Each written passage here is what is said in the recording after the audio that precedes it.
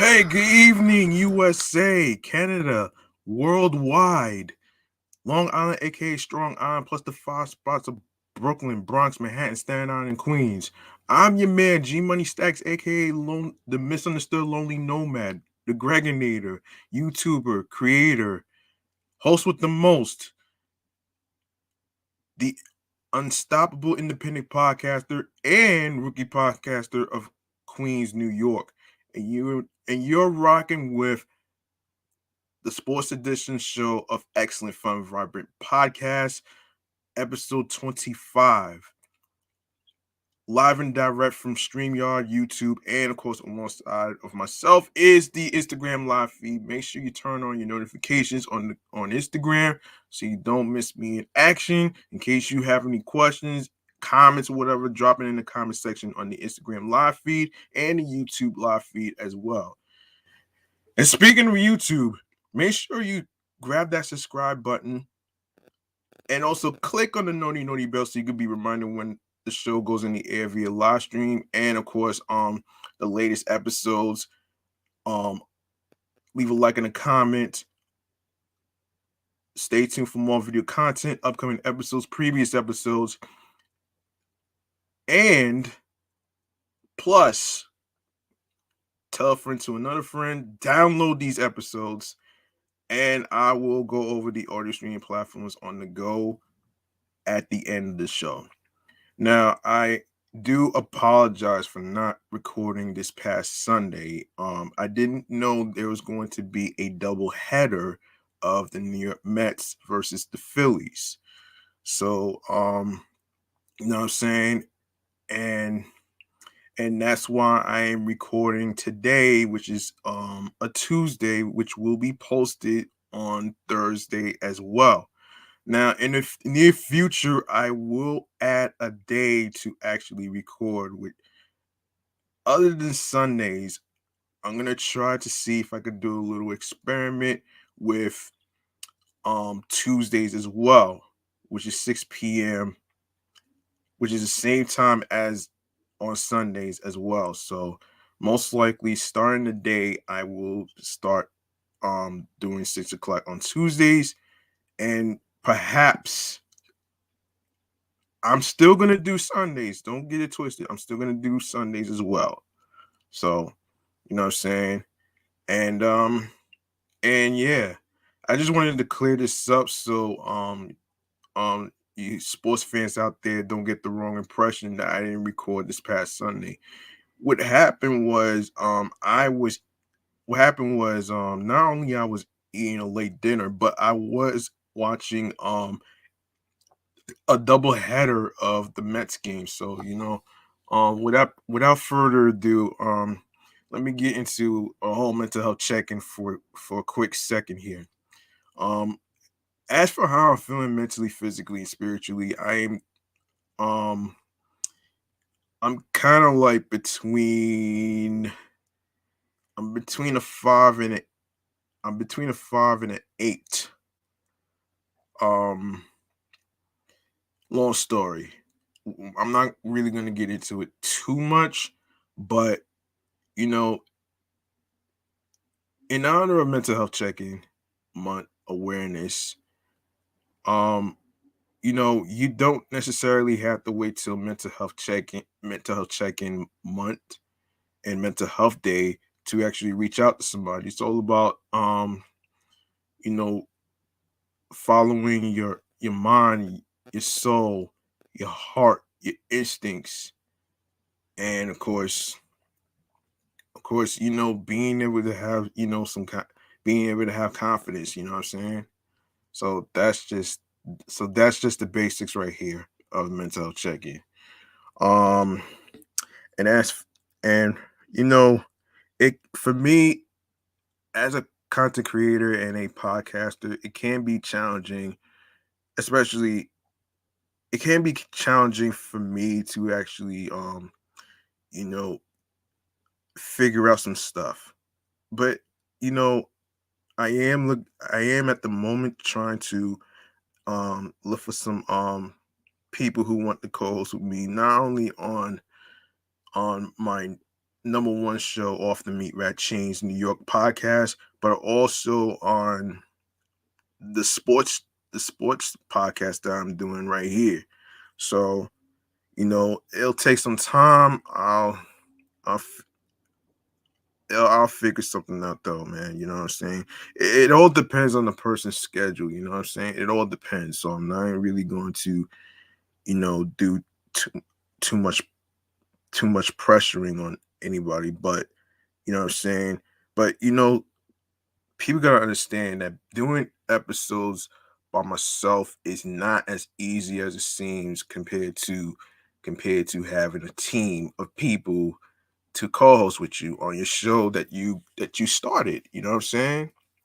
So I just wanted to get that out the way. So anyway, so with that being said, we're going to get into a little thing that I like to call in sports the quick bleach. Hold on a second, not this one.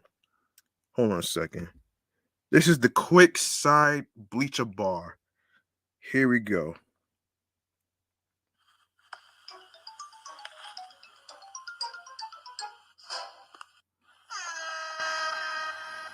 Our first story has to do with a lady. Um, and this has to do with a lady who is basically filing a lawsuit. So I will get to that right now. So here we go. Okay, what we have here, according to SI.com, the lady's name is Sage Steele, and basically, she's doing a lawsuit. So here's the story. Veteran sports anchor Sage Steele filed a lawsuit against ESPN for retaliation last week, alleging that the network suspended her after she shared her opinions on a podcast, a violation of her constitutional right to free speech. Can I tell you something, folks? I did a breakdown on the limitations to free speech. I actually talked about this on my other podcast, actually, on the New York podcast, actually. And the crazy part is, um, freedom ain't free, man. And crazy shit is even even free speech is not considered free. And that's crazy. And that's pretty crazy to me in a sense. Um, and I have to really be a little frank here, man, because this shit is crazy, man, with this whole scenario here.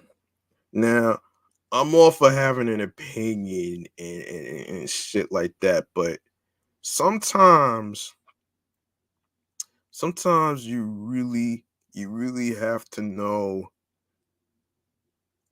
that there's a time and place for everything. You know what I'm saying?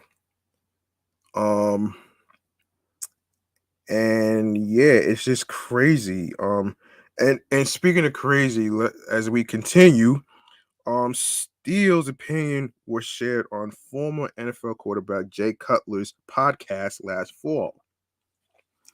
Um, where Steele called ESPN's vaccine mandate for employees sick and scary. Steele also made comments about former President Barack Obama, who has a white mother and a black father. She questioned why Obama identifies as black when his father was nowhere to be found. Okay. Okay, what does Barack former President Barack Obama's ethnicity and race have to do with you? That's my question. Hold on a second. Let me say this again. What does Barack Obama's ethnicity and race have to do with you in this lawsuit? Like, I'm confused. Like seriously, I'm really confused about this shit. This Listen, man. Listen. Listen. I'm gonna tell you something right now. You questioning someone's background based on what? Yeah, your delusional ideas. Well, guess what? Not everybody's going to agree with you. You know what I'm saying? Not everybody's going to agree with you. The same way, not everybody's going to like the types of opinions you're going to be saying. So, I mean, you have to find a balance, and you have to find a balance in things, especially in life, though, man. And and and there's a saying or no, there's a saying in a quote that Homer Simpson said. No, hold on. If I'm not mistaken, um, no. I heard it off of something else. I forget what it was, but the quote was saying that life is like a cassette tape, um, and you can't necessarily rewind. You can't necessarily rewind. You know what I'm saying? Because all you could do is just go forward. I mean, there's no turning back. Um, I hope you folks, sports fans out there, understand what I'm saying. So let's continue. Um, yeah. Um,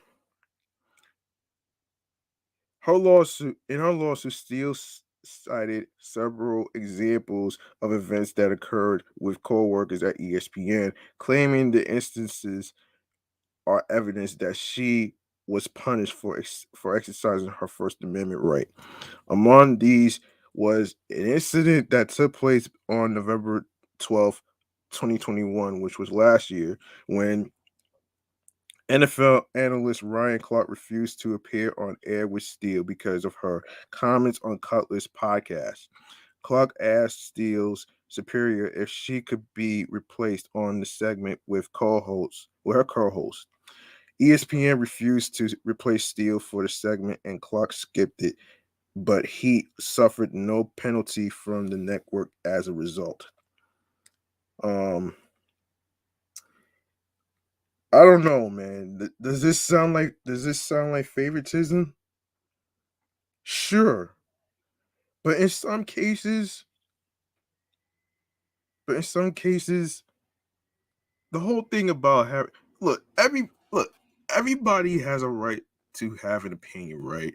But there's certain things that sometimes when you accuse someone off of what was said based on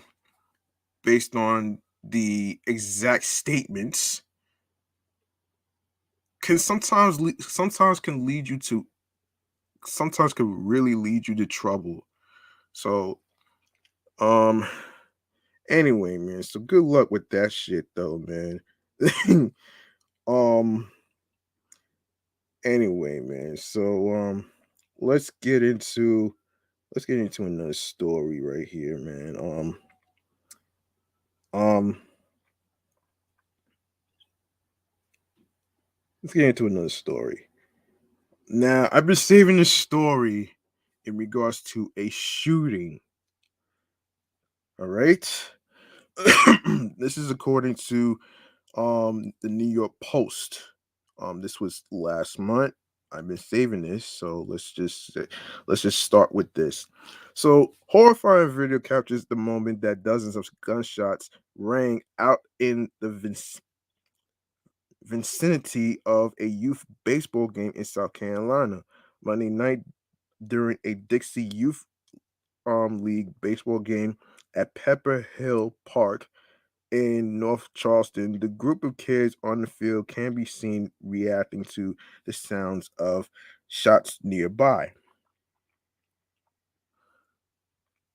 At first, the kids were confused, not sure what's going on. When it dawned on them what is happening, they all ran for cover.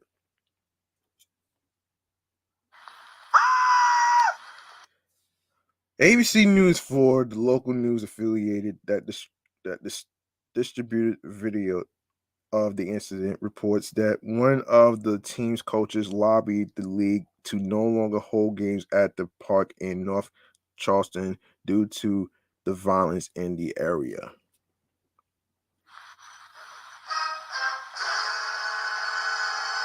Police told the outlet that no one was injured in the incident. Cops told TMZ that the shooting occurred after a fist fight between a large group of teen boys who fled the scene before officers arrived.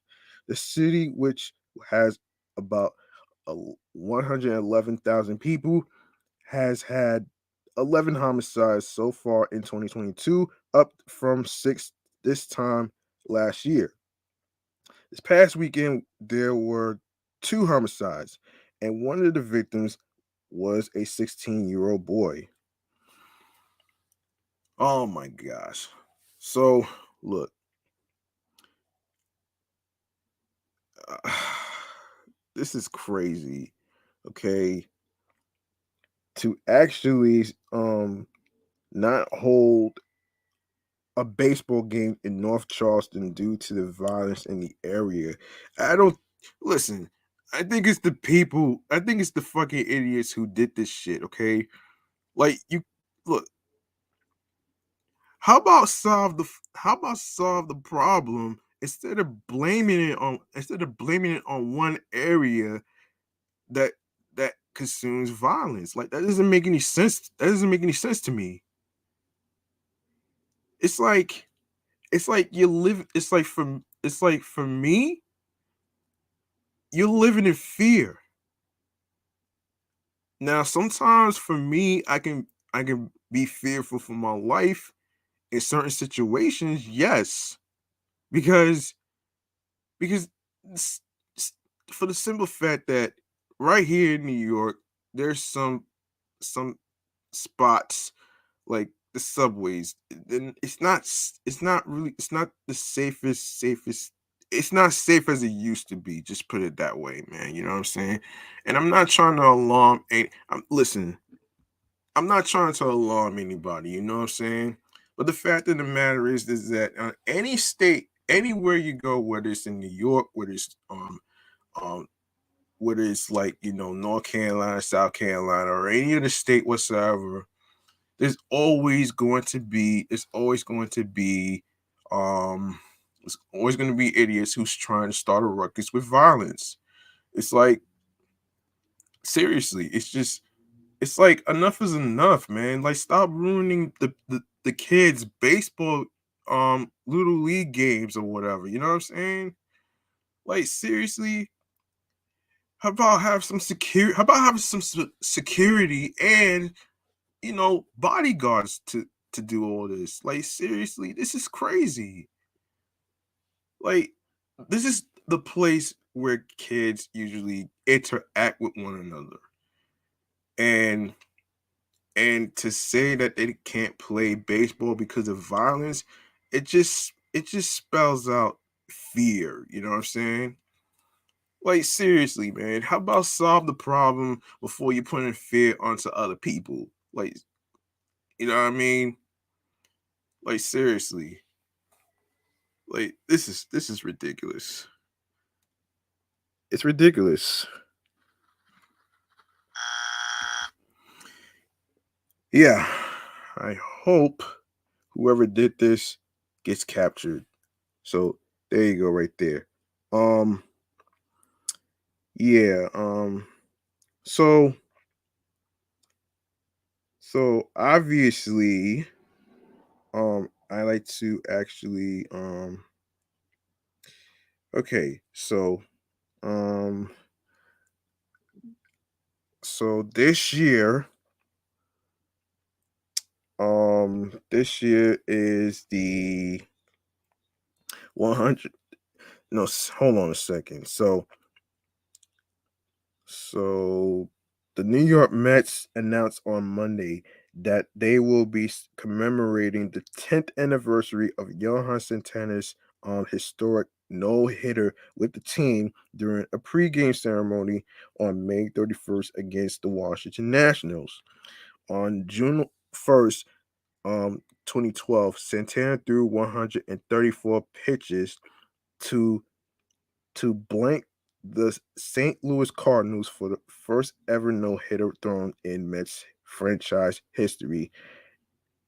Hold on a second.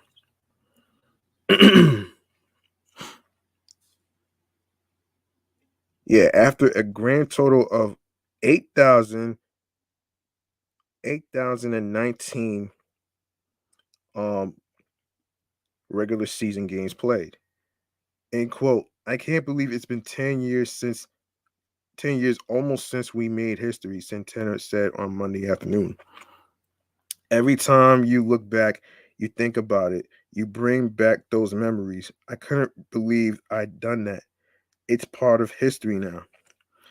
It was the crowning moment of Santana's 4 year stint with the Mets in what proved to be his final season in the pros. After he acquired from the Minnesota Twins before the 2008 season as a two-time AL Cy Young Award winner. Santana met high expectations with the Mets by going 40-25 with a 2.85 ERA over his first 3 seasons with the team. That included a 2008 season in which he finished third in the NL Cy Young Award voting by going 16-7 with a league leading 2.53 ERA. His career came to a screeching halt when he was forced to miss the 2011 season due to a shoulder injury, which made the heavy workload during his no-hitter a bit controversial due to the drop off in production following that night. After striking out David Freese for the final out of the historic night, Santana lowered his 2012 season ERA to 2.38 over 11 starts. Over his final 10 starts of that season, he posted an 8.27 ERA, with many speculating that the 134 pitch effort emptied the proverbial tank of his career. Of course, that didn't matter to Santana, who didn't need to do much to convince former Mets manager Terry Collins to go out for the ninth inning, despite having thrown 122 pitches. Um, yeah, 122 pitches. Collins asked me how I felt. I felt good and I wasn't coming out. He told me I was his hero, Santana said. I think 120, 130, 135 pitches, it didn't matter. I had an opportunity to do something that was never done. We were this close to making history. You take the you take that chance. It wasn't just about you and how you feel. His catcher that night, Josh Choley, will also be on hand to celebrate Santana's no. It'll be a day that lives with me forever, Tolley said. That's the only thing in my career that I do tend to talk about because it's very special to me. Round of applause.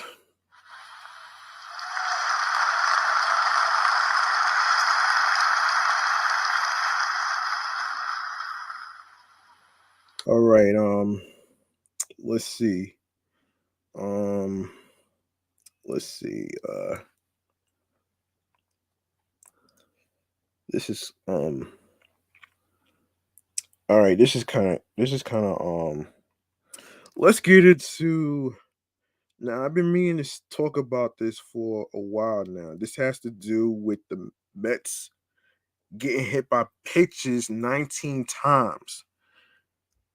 19 times.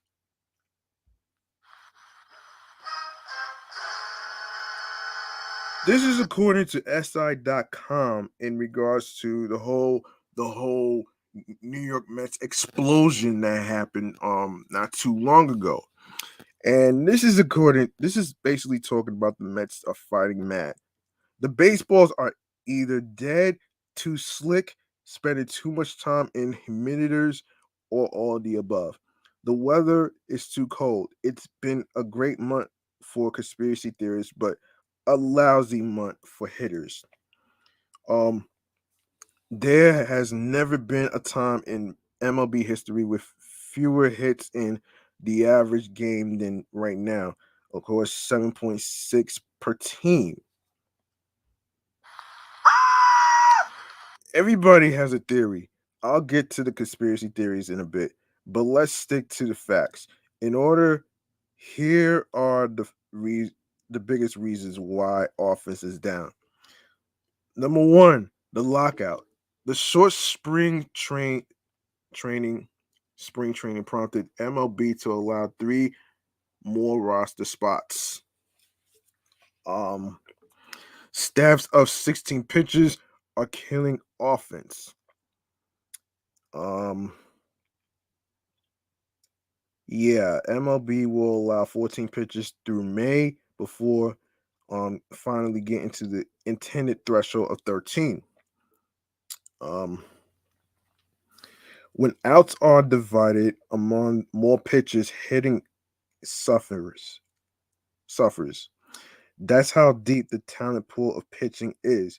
Well, as long as the average max out, strikeout seeking, well rested reliever has to throw only 18 pitches per appearance anyway. Batting average um 220 and OBP 303 against relievers are at all-time lows. The highest OPS in matchups, hitters versus starters, a third time .780 last year, barely exist at all. Starting pitchers don't have to pace themselves or face a lineup three times through.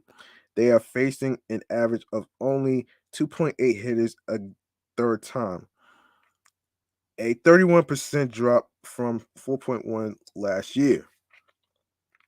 Fresh arms are everywhere. Relief pitchers are making only 14.1% of their appearances with no rest, down from 16.7% in April last year.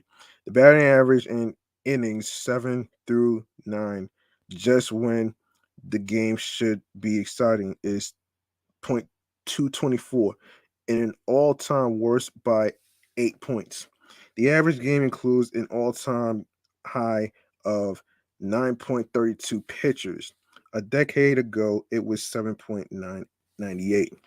Juan Soto of the Nationals saw 46 pitches in his first 83 plate appearances. Ted Williams saw 73 pitches in 606 plate appearances in the entire 1941 season. Um, More pitchers appeared in MLB games in the first 3 weeks this year than every full season from 1871 to through 1994. Folks, it's right in front of you. The expanded inventory of arms is compromising the game. Number two, the spin. For the first time in history, pitchers are throwing non-fastballs more than fastballs. Why? Of course, according to the data of the 2022 MLB hitting by pitch type, fastballs is 48.3%, average is .253, um, SLG 404, non-fastballs 51.7%, average is .211, and SLG is .334. Remember, when pitchers challenged rookies to see whether they could hit MLB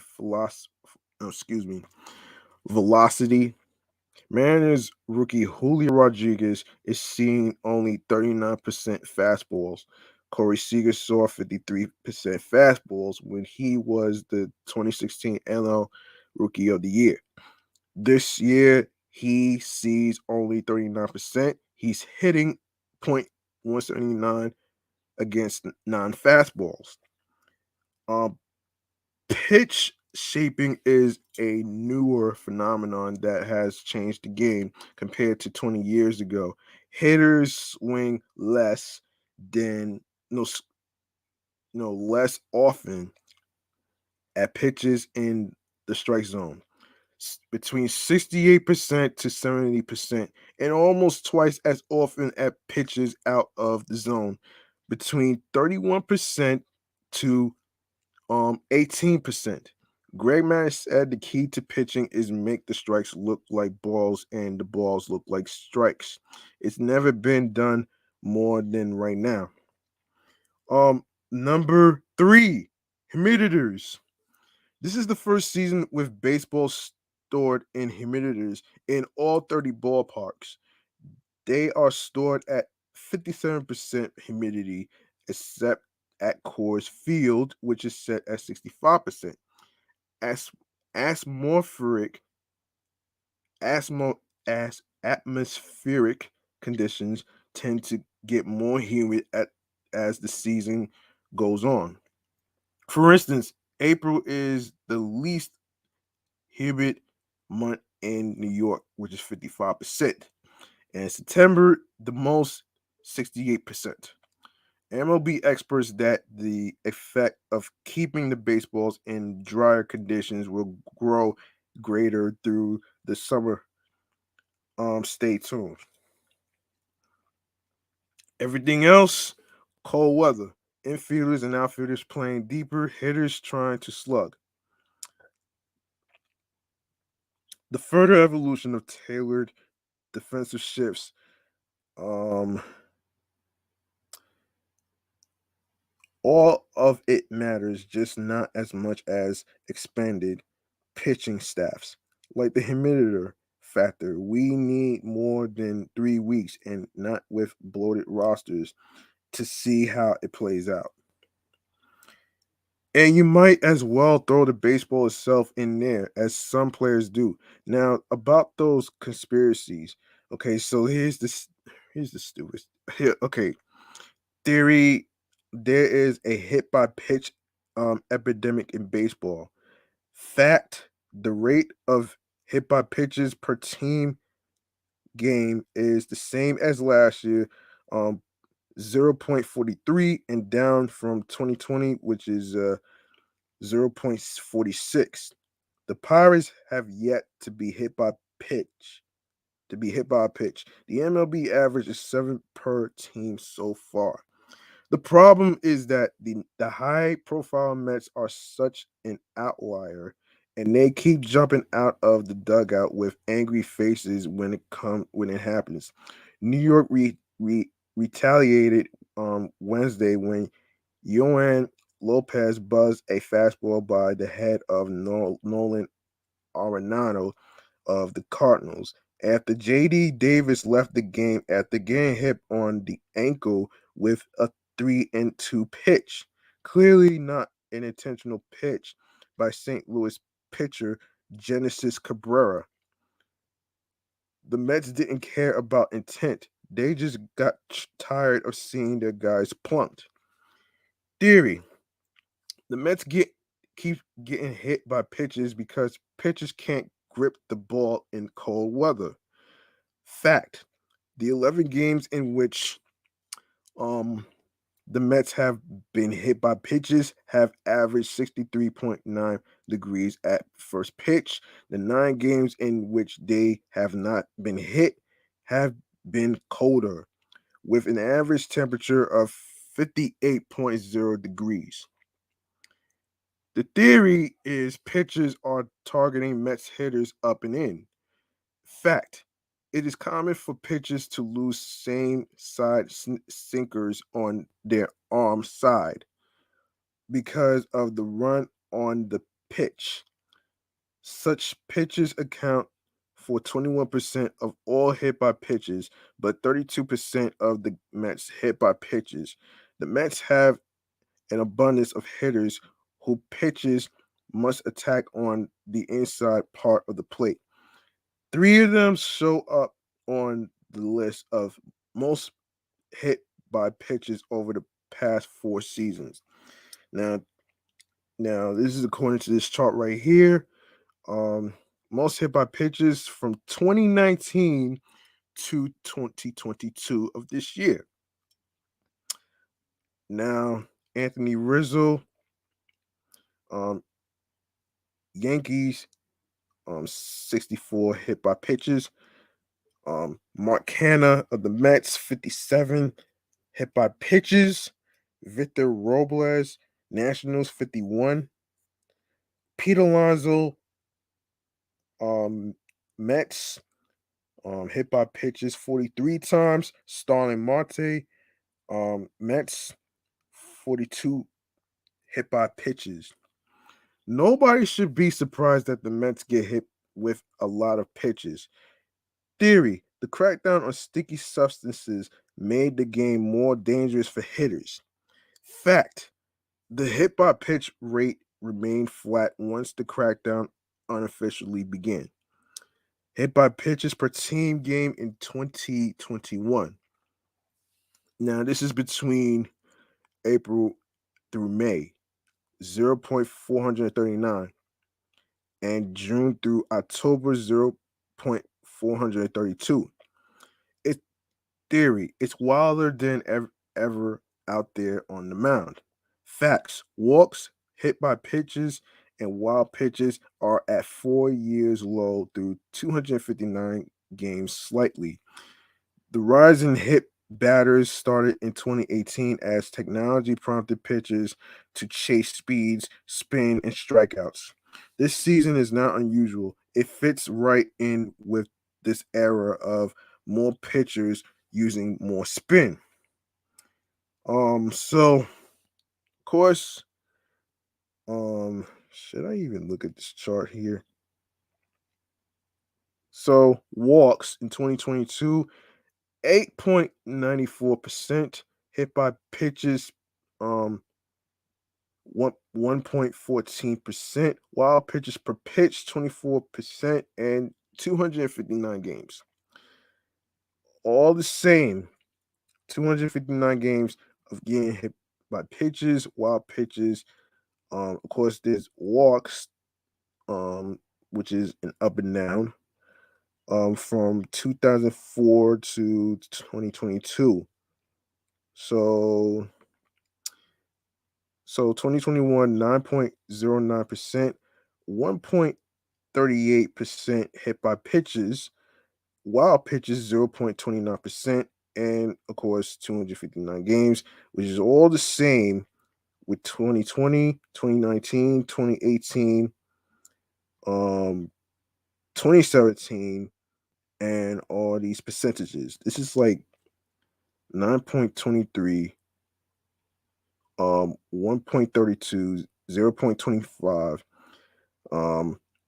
9.29%, 1.15% of hit by pitches, 0.25%, 2018, 9.22%, 1.10%, 0.26%, hit by pitches and wild pitches, and of course the walks.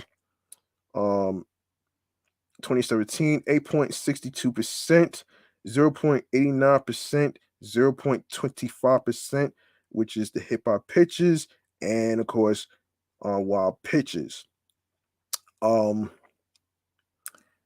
Yes, 2016, 8.44%, 0.91% hit by pitches, 0.27% wild pitches. 2015, 8.03%, walks,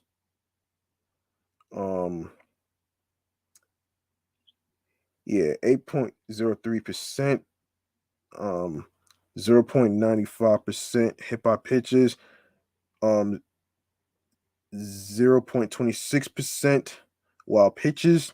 2014, 8.38%. Walks, 0.83 hit by pitches, 0.25 wild pitches. 2012, 8.36%, 0.81%, 0.21%. 2011, 8.64%, 0.75%, 0.22%. 2010, 9.42%, 0.89%, 0.25%. 2009, 9.73%, 0.87%, 0.25%. 2008, 9.19%, 0.92%, 0.22%. 2007, 9.16%, 0.98%, 0.19%. 2006, 8.73%, 1.00%, 0.23%. 2005, 8.43%, 0.95%, 0.22%. 2004, 9.25%, 1.00%, and 0.20%. This is the chart about walks, hit by pitches, wild pitches per pitch, and 259 games. So there you go, right there. Theory: MLB is mixing batches of baseballs. Fact: after updating manufacturing methods for last season, which created a more consistent but less lively baseball, MLB ran into inventory problems in July due to the slamdemic and supply chain issues. They dipped into inventory from the previous season to address the problem, creating a mixture of baseballs last season. MLB sent a memo last month to its clubs and the MLBPA stating that all baseballs used this year would be from current stock. The 50-50 mix of baseballs last season has been replaced by 100% of the newer, less lively baseballs. Logic suggests offense would go down, and it has down from the juiced ball of 2019 to more traditional levels. Of course, yeah.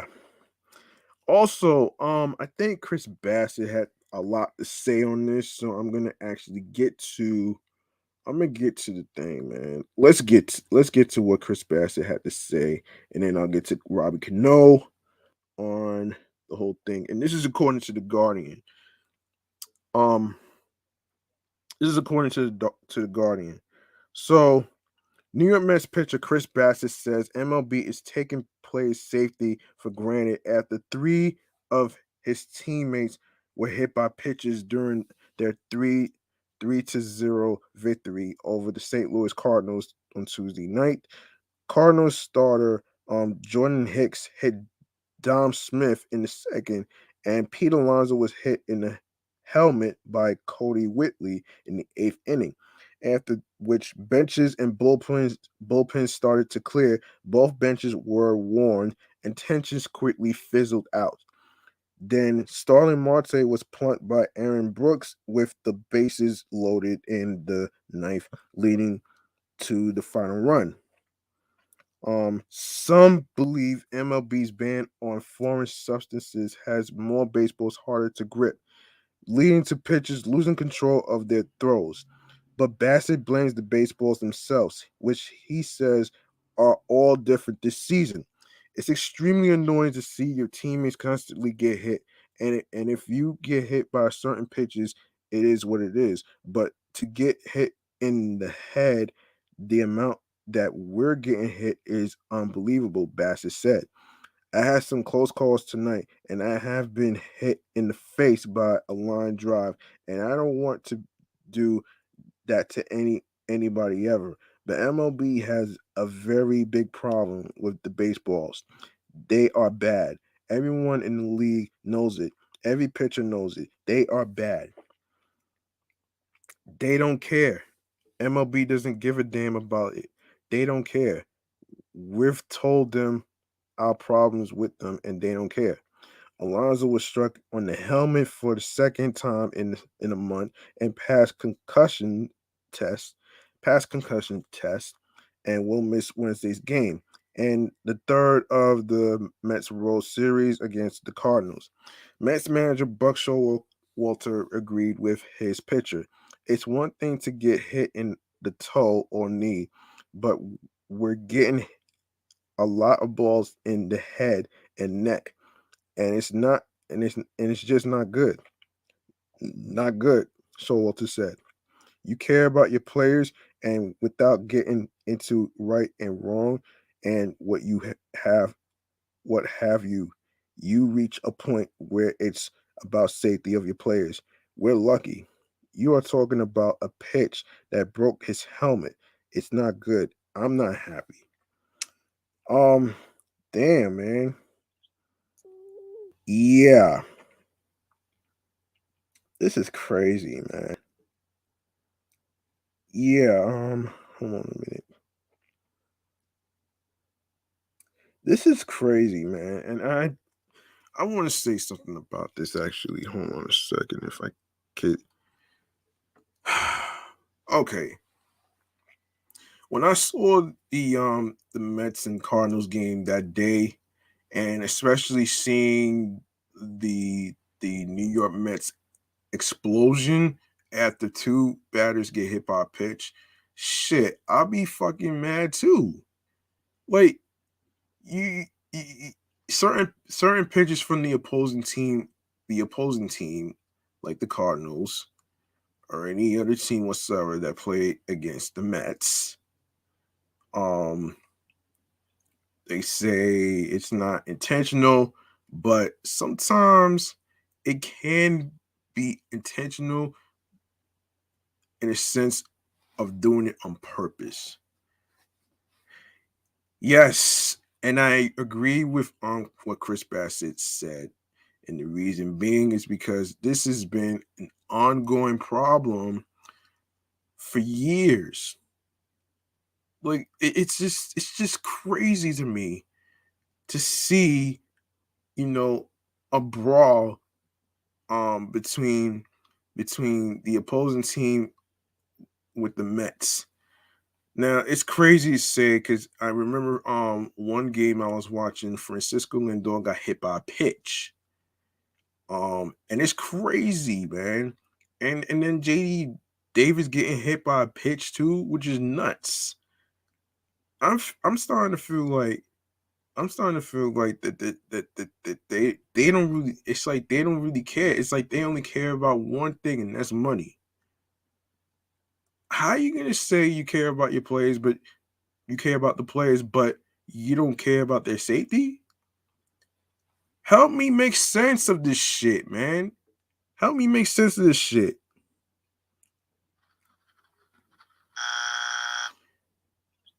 Help me make sense of this shit, man. This is not okay, man. This is definitely not okay. And I'm not liking the idea that that you would that an opposing pitcher would actually, hit Mets batters. And for what? Because what? Because what? The Mets are number one in the wild card. I think this shit is out of jealousy. I think this shit is out of jealousy. You know what I'm saying? I feel like this is out of jealousy because, look, if you know for a fact that the Mets have gone to a great start, and of course the Cardinals, but at the same token, like, god damn, man, like, when are you gonna realize?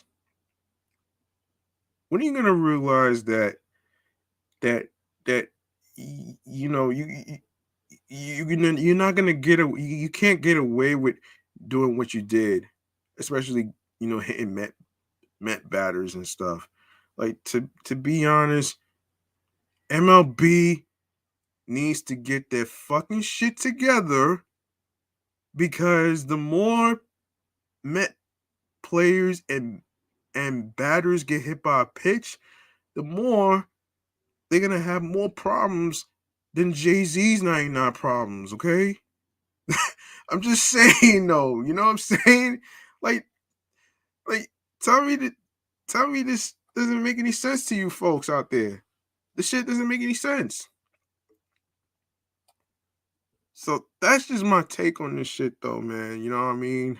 Um that's just my take, man. So I just had to put it out there. Um okay, so now that I got that out the way, um hold on a minute before I even get to shoot.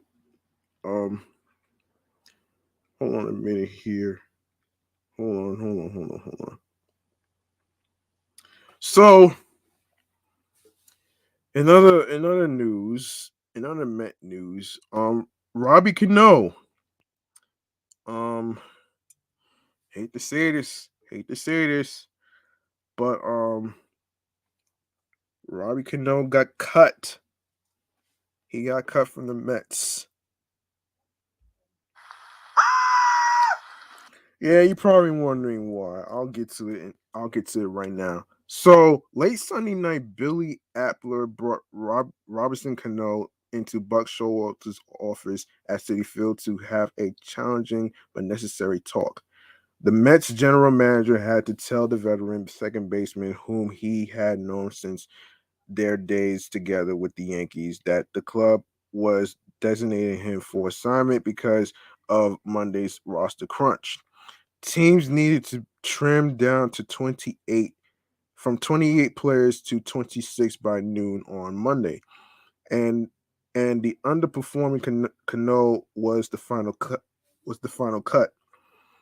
It was pretty difficult, Epler said Monday outside of the Mets clubhouse, where the move was expected to resonate because of Cano's well-liked status.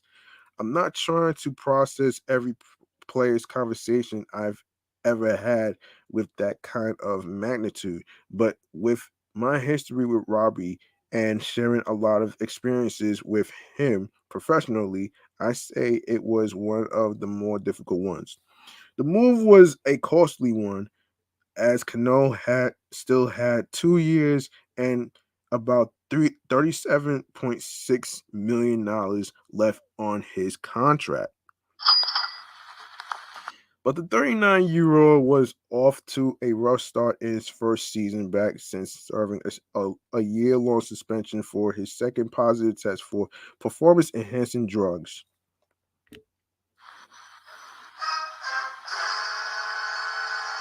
He had posted a slash line of .195, .233, .268, and 43 plate appearances across 12 games and 11 starts.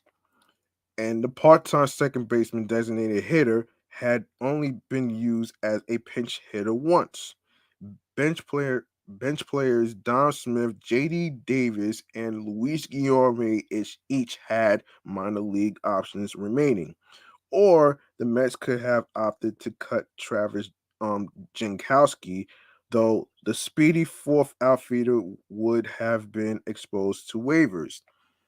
Um, Epler said he presented various potential transactions to team president Sandy Alderson and then owner Steve Cohen, along with the recommendations of the front office and on the field staff. Cohen, Epler said, simply told him to make the baseball decision. That meant Cano being jettisoned, jettisoned in addition to reliever Johan um, Lopez being optioned to AAA Syracuse to get the Mets down to 26. Ultimately, we came to the point where it was Robbie. It was Robbie because we weren't going to have the plate appearances as we want to allocate them around the kind of utilize the whole bench. Epler said it was going to be a little irregular.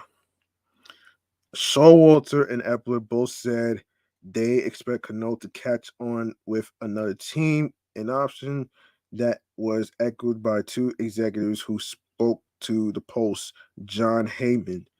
If he does not, Showalter said Epler offered Cano the opportunity to go to a AAA Syracuse and get at bats there.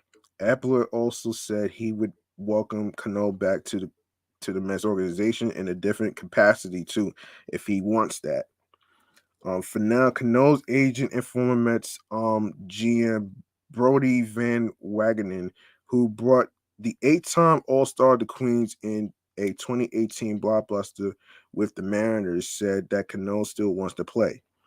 Given the right situation, he can still make a meaningful contribution for a team, Van Wagenen told the Post Joel Sherman. I don't think it's over for Robbie, Showalter said. He's going to get an opportunity and he's probably going to contribute. But we gotta think about what's right for the Mets right now. As for how the players still in the Mets clubhouse would take the news of Cano's departure, Showalter said he wanted to be cognizant of their feelings while also giving them their space to deal with it. Tough roster cuts happen every year at the end of spring training, but one like this was likely to hit differently, especially after the iteration of the Mets had already been through 23 games together. Robbie's a great player, a great competitor, great leader, and one of my favorite players of all time, Smith said. So it's definitely sad, no matter who it had been. It would have sucked because this team was put together pretty special, especially, and we feel like we had everything and we still have everything that we need. The Mets began life without Cano on Monday night against the Braves, and while Epler believes he made the right baseball decision, that didn't make Sunday night any easier. He's a tremendous baseball player, Epler said. He got a big heart. He's a good person. I'm sure he's somebody that 5 years, 10 years from now, I'm going to run into him in the Dominican Republic or run into him in Florida or New York or somewhere. We'll continue to share in some good memories together. But Sunday night wasn't one of them. And of course, Francisco Lindor was not happy about this. So let's get to this story. Um, hold on a second.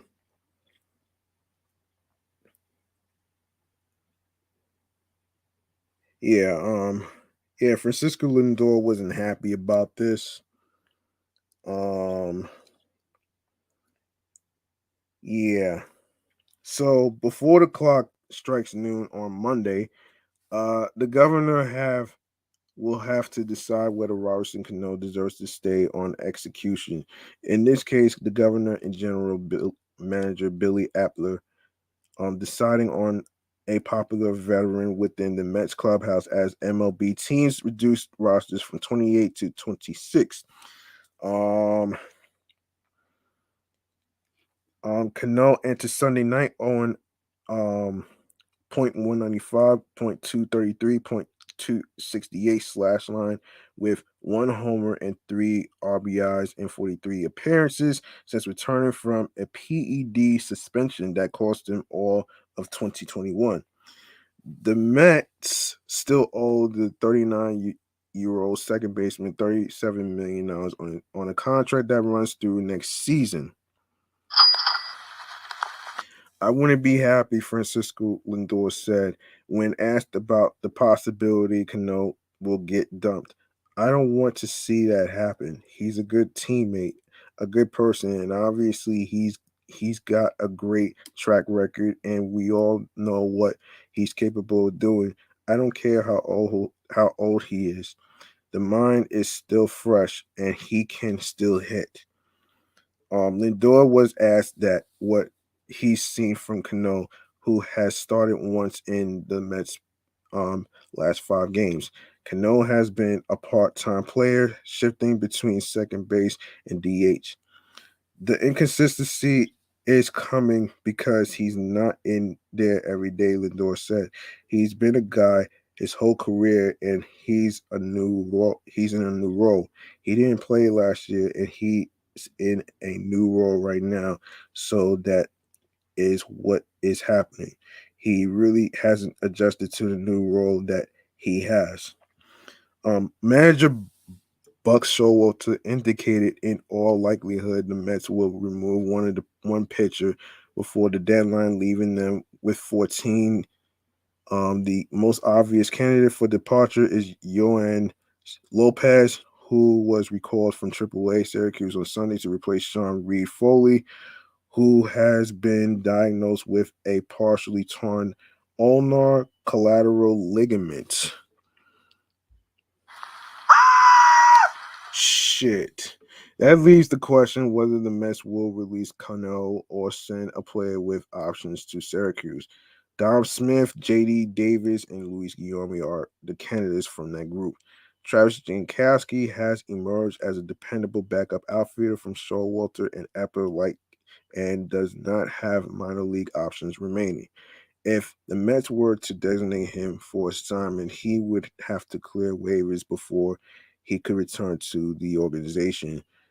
Smith entered Sunday with a average of .167, 295, 194/9 with 4 RBIs and 44 plate appearances, and essentially serves as a duplicate to Cano as a left-handed DH bat. The Mets entertained the possibility of trading Smith to the Padres during spring training, but ultimately retreated from a deal that would have yielded pitcher Chris Paddock. I'm actually glad they didn't trade. I'm actually glad they didn't trade Don Smith to the Padres. He's very valuable. Even though he hasn't played every day, but every now and then he's gonna get a start at first base. I mean, he's not really much of a left fielder person, but that's what Jeff McNeil's for and Mark Cannon is for. You know what I'm saying? So, um, yeah. Um, so let's see where we. Okay, so Davis and Guillorme appear safe because they fill specific roles as a right-handed bat off the bench and backup shortstop, respectively. Jankowski, who arrived on a minor league contract during spring training, said he has no worries about losing his roster spot. I know my role, Jankowski said. Fourth outfielder type, where it's just go in and be as a defensive replacement late in the game, go steal bag, score from first on a double. It's one of those things that is vital in this game. It's needed for a winning team. Hopefully, it's continuing to go in this game and trend in its direction. Showalter indicated the subject of the roster cuts has been significantly discussed with Epler seeking input from all corners. It's tough because we have good people and good players, and Billy has been on this since spring training, Showalter said. We have been talking about it. Billy is a great gatherer of information from people and solicits a lot of opinions and great listener and take it all in. And at the end of the day, I feel like everybody will feel like they have had some input. That is all you ask. Um okay. Now hold on a minute here. Do I even wanna hold on a second? Hold on a second. Let's see. Um, let's see. Yeah. Yeah, you know what? I'll do Fantasy Pros Baseball some other time. Let me go to let me go to Let me go to Francisco Alvarez for a sec. Okay. All right, here we go. This is according to sportsnot.com. It may be a matter of time before the New York Mets have two men named Francisco starring in everyday roles in Flushing. One of the best 10 One of the 10 best players in the MLB minor leagues is currently playing for the Mets double A affiliate Binghamton Rumble Ponies. Francisco Alvarez is currently the team's starting catcher and has quickly made his way through the franchise's farm system to become the organization's top prospect. While the catcher is always an important position, and developing a long term option is a priority for every franchise.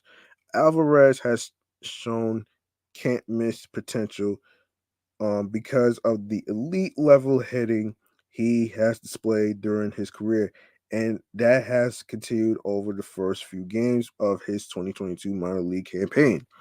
So far this season, the Venezuelan has been in a full on Hulk smash mode against opposing pitchers. In 31 at bats, he has 11 hits, 4 home runs, 12 runs batted in, and 8 runs scored. His slash line following the team's Wednesday win over the Portland Sea Dogs is ridiculous. Oh, man. Oh, shit. Wait a second. Wait a second. Wait a second. Portland Sea Dogs? Wow. That's wild, man. Right now he has a average .355 batting average, a .432 on base percentage, and an out of this world 1.303 slugging percentage. Um, let's see. With hitting like that, he will not be staying in Binghamton much longer. The question is, how long will he even stay in AAA if he keeps this up? During a recent chat with the team's broadcast network, former Mets general manager and current SNY analyst Jim Duquette lauded Francisco Alvarez's talents and even compared him to team great David Wright. However, he did pour a bit of cold water on the possibility of Alvarez playing in Citi Field in 2022. He has a thousand. He has a 1.000 slugging percentage right now. If he keeps hitting like that, it's hard to keep him in the minor leagues, Duquette said. But he is only 20 years old and he's at double A. You'd like to see him get an opportunity at the triple A level and swing the bat that way. I remember when we had David Wright. David started in high A ball. Then he got to double A. Then he got to triple A for just a month, and we brought him up late in the year. I wouldn't rule that out, but I think more realistically, you'd be looking at him here next year in 2023. He needs work on framing, receiving, all those things. X explained. It's hard to bring a catcher up in the middle of a pennant race. You can't really hide him. Hopefully, the Mets league leading payroll lives up to expectations and they don't need Alvarez this season. Nevertheless, the organization very well may have the next Mike Piazza in the minor league pipeline. Mm, that's actually pretty ill though, man. You know what I mean? I hope that he um I hope that he makes it to the big leagues next year. I mean, look, I did see him crush a monstrous ball out the park with a home run during spring training. I was actually impressed, man. You know what I'm saying? So, um, they may not need him right now, though. You know what I'm saying? But there's 2023 because, like I was reading, he needs to work on a few things. Actually, you know what I'm saying? Some mechanics, baseball mechanics. You know what I'm saying? So he's pretty good, though, man. You know what I'm saying? I like him. So I'm gonna make some noise for that one right there.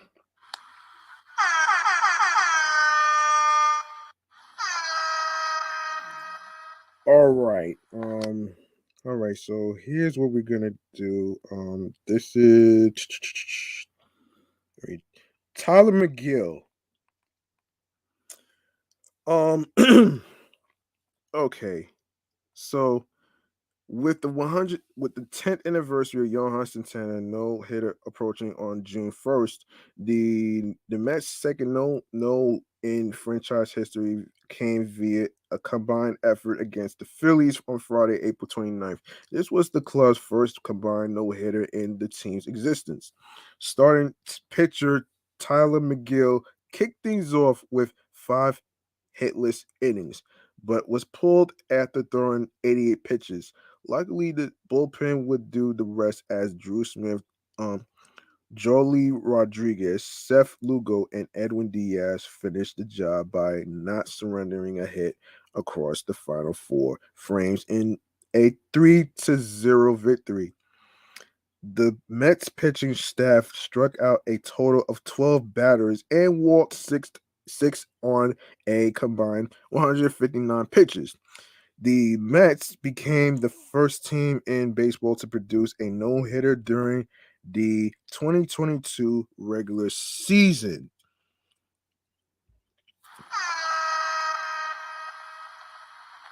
McGill continued his strong start to the season with five scoreless innings on 88 pitches. The righty did not allow a hit, struck out five batters, and walked three. McGill now has a 1.93 ERA across five starts in 2022. It was exciting. Obviously, a team win, McGill said. All these guys came in and filled up the zone, did their job, and were fearless and attacked hitters. He said, and quote, "It was the first no hitter I've been a part of, so I'm glad it was with this group of guys. I'm proud of these guys. I'm ecstatic. It's crazy." Smith was the first man out of the bullpen in this game and tossed a one and one third scoreless innings to go down. No, excuse me, to go along with four strikeouts and one walk. Smith is one of seven pitchers in the league to throw at least 9 innings without allowing a run this season. Next, it was the lefty Rodriguez who threw a scoreless inning and walked two batters. Lugo entered with one out in the top of the eighth to get the next two men out to keep the combined no hitter intact. Um, in the ninth inning, closer Edwin Diaz struck out the side to complete the no hitter and solidify a historic night for his team. On the other side of the ball, Jeff McNeil broke a scoreless tie in the bottom of the fifth with a two-run single off the Philly starter Aaron Nola. The Mets got an additional run off Nola on a solo shot from Pete Alonso, his fourth of the year, in the bottom of the sixth. The Phillies righty struck out nine batters in this outing, but ultimately suffered the loss. After the game, it was revealed that four out of five Mets pitchers appeared in Friday night's contest were unaware of the fact that they were protecting a no hitter while they were on the mound. Sorry about that. I didn't know until late. McGill said, um, "Give me a second. Let me get a sip of water here."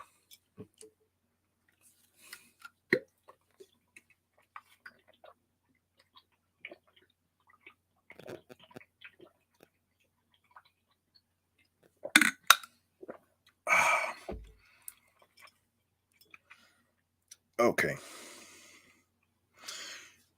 In the moment, you aren't really paying attention to it, but then obviously, deeper in the game, you start to look at the scoreboard and see it. I came in, I saw Sugar, Sugar Diaz.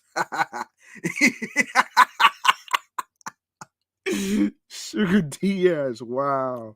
Warming up. I was in the gym in the ninth, and I looked up and saw a zero and said, Drew Smith, don't say nothing, but we gotta get out there, Lewis said. Hmm. Yeah. Um,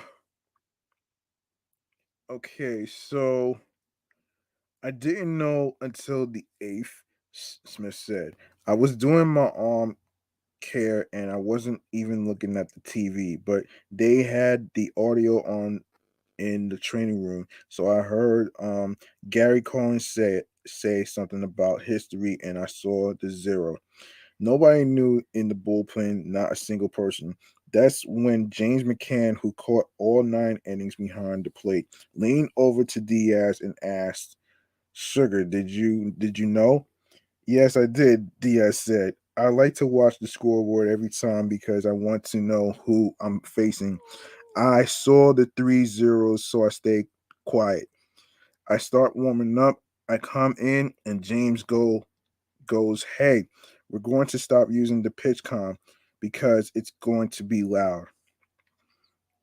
The Phillies offense has a chance to put up historic numbers this season, featuring a lineup made up of several superstar sluggers and reigning NL MVP Bryce Harper, Kyle Schwarber, Nick Castellanos, JT Realmuto, among others. Holding this unit hitless across 9 innings is just another testament to how impressive the Mets pitching staff performance was on Friday and how strong they've been overall this season. Um, 2.79 ERA, second in MLB. That's a good lineup, McCann said. Shutting down a lineup like that with big time hitters. You can't say enough good things about these guys making their pitches tonight. It's something that will be in history forever, McCann said. Whether it's one pitcher or 5 pitchers, it's a no hitter. It's just special. It was special. It was a special night indeed, followed by a special celebration in the clubhouse afterward, according to the first baseman Pete Alonso. The Mets clubhouse celebration featured loud music, specifically DMX. The team was bouncing around and screaming like little kids, as Alonso illustrated. The Mets are now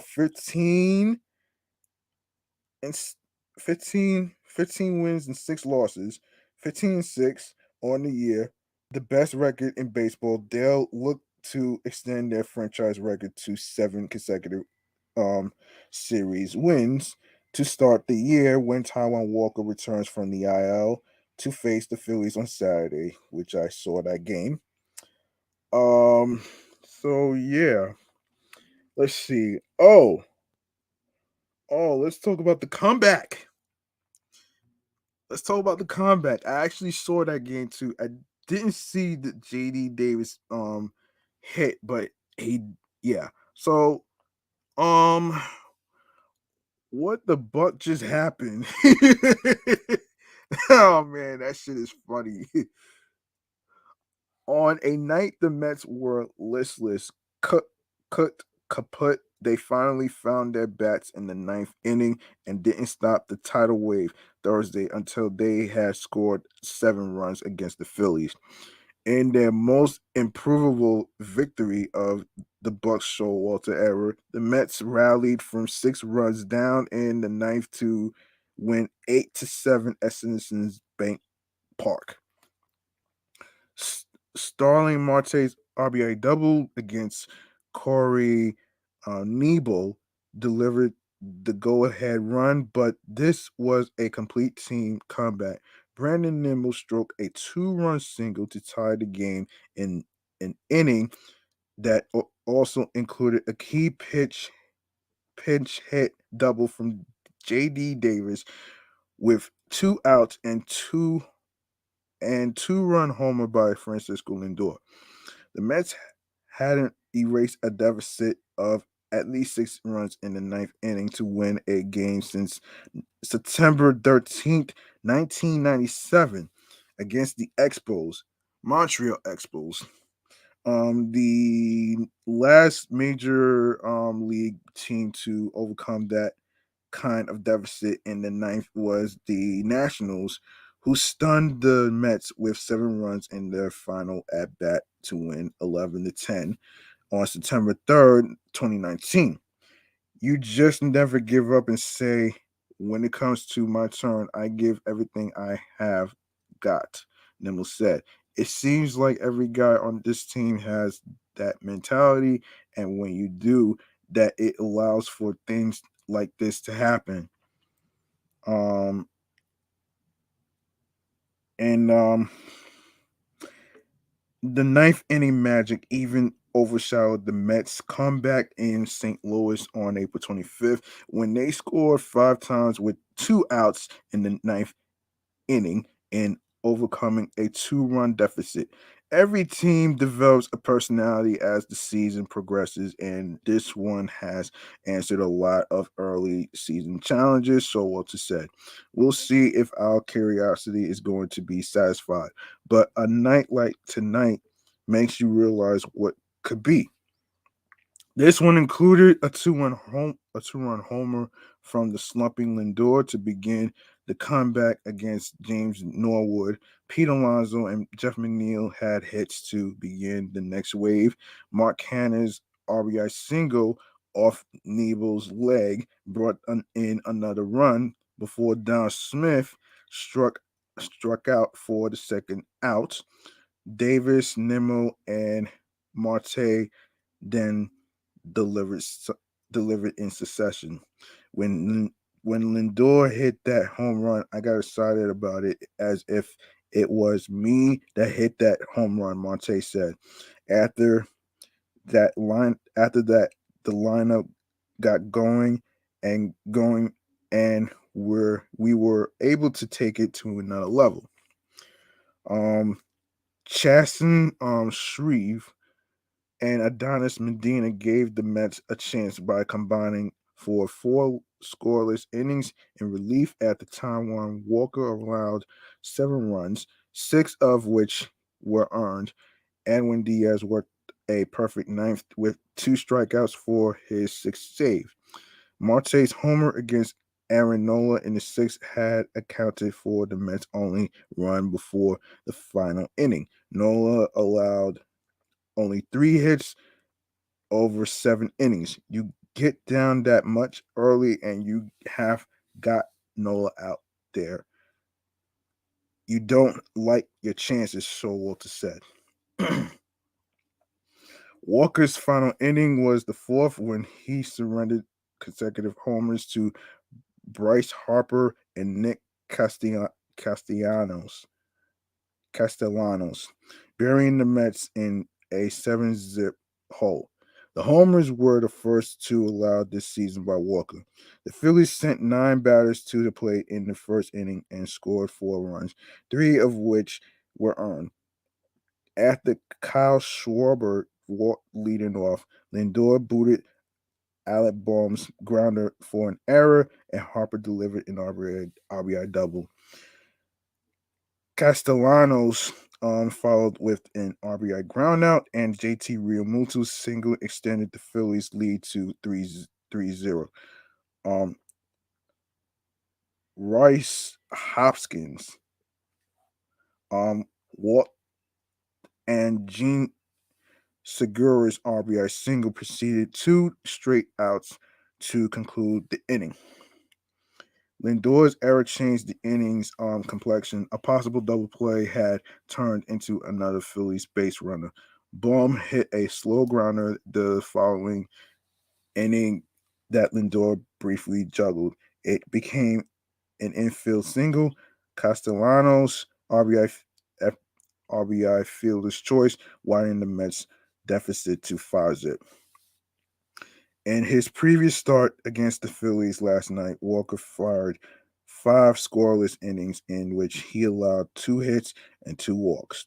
Walker's first start of the season against the Phillies came here on April 11th when he departed after 2 shutout innings with shoulder discomfort that was later diagnosed as bursitis. He spent the next 2.5 weeks on the IL, um, which is injured list. Um, Walker was proud of his teammates on this night. It's easy to give up when you are down 7-1 or 7-zip, Walker said. But when you fight until that last out, good things happen, and it showed tonight. So, let's see. Um, and by the way, before I wrap up, the Mets are 20-10. They got 20 wins so far and 10 losses. That's not bad, man. You know what I'm saying? That is not bad at all, man. So let's make some noise, man.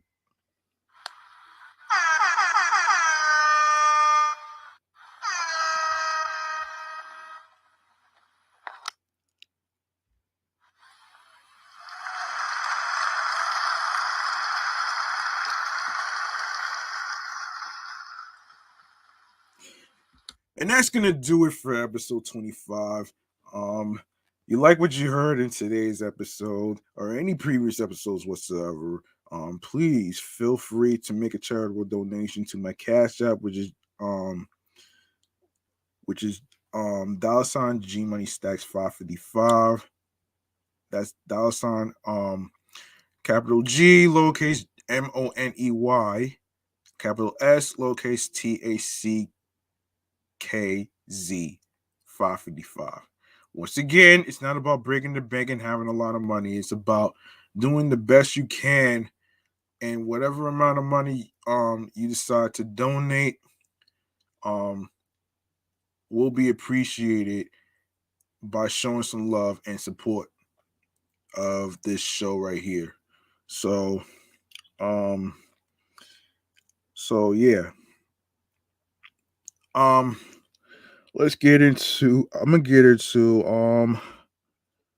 let's get into hold on a second. Hold on.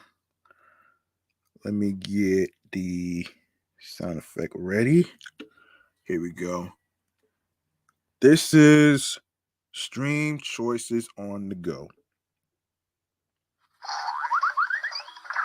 Make sure you follow Excellent Fun Vibrant Podcast, the Sports Edition show on Instagram, alongside with my other show, Meticulous Vibe Juice Podcast review show.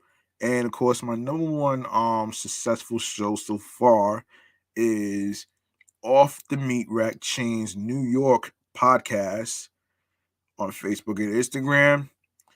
And of course, you can follow me on the gram, which is G Money Stacks 555 in Queens, New York, and of course 17 Live, which is G Money Stacks Queens, New York. And on Instagram, don't forget to turn on your notifications for updates and postings, and when the episode is going to drop to stream platforms, and when the episode is going to be available on YouTube. So there you go, right there. All right, so we're gonna get into where you can actually listen to the episodes, and I must say, if you have any questions on anything whatsoever, if you if you like to chime in on the topics that was discussed and all that good stuff,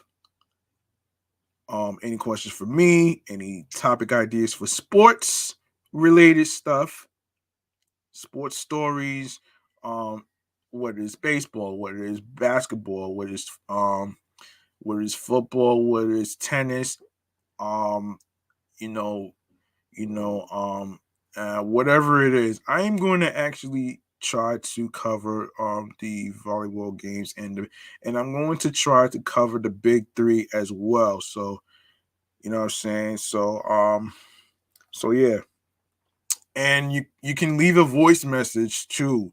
On top of that too on Anchor.fm. So I already put it in the link in the bio where it says Linktree/, Excellent Fun Vibrant Podcast. You click there, you're gonna see the name of the show. You click on there, and you're gonna see the word message. You leave your voice message on there, with your phones, with your microphone, whatever it is you have there. So anyway, man. So Anchor is the first place where you can listen to the episodes. Um, we're on Audible, we're on Audacity, Amazon Music, Breaker, Castbox FM, Deezer, Listen Notes, Moon FM Podcast, Player FM, Pocket Cast, Podfriend, Podorama, Podopolo, Podcast Addict, Podcast Index, um, Podchaser, Podverse. We are on Reason FM, Spotify, Spotify, excuse me, Stitcher, TuneIn Radio, Google Podcasts, and don't forget to leave a 5-star rating on Podchaser, Podfriend, and Spotify. 5 stars, it will be appreciated. And of course, don't forget to listen to Excellent Fun Vibrant Podcast on Radio Public alongside with iHeartRadio, the number one app for music, radio, and podcasts. And of course, you can follow my other podcast shows, which is also on iHeartRadio as well, which is Excellent Fun Vibrant Pod. No, excuse yes, Excellent Fun Vibrant Podcast, Meticulous Values Podcast, and of course my number one show that's already reaching 2K plays, eh, which is Off the Meat Rack Chains New York podcast. All right, and last but not least, the YouTube. Okay, make sure you grab that subscribe button and click on that noti bell when the show goes in the air via live stream. More updates, episode postings after each recording will automatically be uploaded and posted to the YouTube channel page. Of course, leave a like in the comments. Download these episodes, very important. Um, Stay tuned for more video content, upcoming episodes, previous episodes. Tell a friend to another friend, share the video, share the episodes, and of course, um, share the podcast with your husbands, your wives, your boyfriends, your girlfriends, your friends, and along with the link that says Linktree/, excellent excellent fun vibrant podcast, of course, and of course, yeah. Look, I'm G Money Stacks. Thank you very much for listening and rocking with me on this 25th episode of the Sports Edition show. I truly appreciate you for listening. I um I really admire myself in terms of the grind that I've been doing. And and speaking of the grind, remember the grind does not stop. Hard work pays off. And let's not forget, let's not forget that um let's not forget that follow your dreams and do something that makes you happy, not according to your parents, not according to um you know not according to labels and networks and stuff like that. And of course, you know you know you know do you, be you, talk your shit,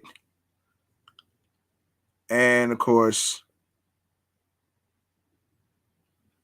don't forget to tune in to the sports podcast right here every Sunday. And I'm going to do a little experiment on the following Tuesdays to record.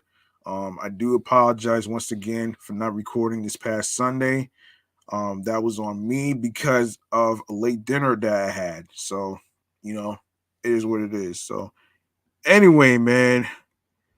Anyway, so I'll see you next time in the next episode. Same place, same sports channel, same Man Cave channel on YouTube. And of course, enjoy the rest of the week. Peace and one love, and have yourselves a good night.